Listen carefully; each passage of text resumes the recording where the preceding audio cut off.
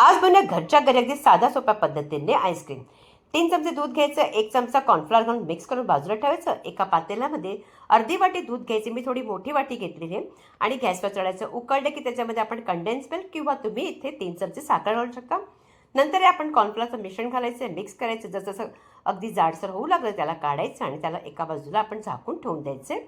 त्यानंतर इथे मी घेतले फ्रेश क्रीम एका भांड्यामध्ये, आणि दुसऱ्या भांड्यात आपण बर्फ घालायचा. बर्फ आणि दुसरं भांडे त्या क्रीमचं भांडं त्याच्यावर ठेवून अशा पद्धतीने आपण ब्लेंडरने ब्लेंड करायचे. तुम्ही कोणतेही ब्लेंडर घेऊ शकता, हँड ब्लेंडरही घेऊ शकता. मी इथे व्हॅनिला एसेन्स टाकलं आणि नंतर हे मिश्रण कॉर्नफ्लॉवरचं पुन्हा अशा पद्धतीने त्याला आपण ब्लेंड करून घ्यायचं. आणि आपले आहे आईस्क्रीमचं मिश्रण रेडी झालं. आता ह्याला आपण एखाद्या डब्यात घालून तुम्ही रात्रभर ठेवून द्या किंवा 7-8 तास, आणि नंतर तुम्ही बघाल ना, ते इतकी मस्त जबरदस्त आईस्क्रीम बनते अगदी साध्या सोप्या पद्धतीने, आणि अगदी क्रीमी क्रीमी जसं व्हॅनिला आईस्क्रीम असते ना त्या पद्धतीने. नक्की करून बघायची. जर तुम्हाला रेसिपी आवडली असेल तर जास्तीत जास्त लाईक करायचं आहे.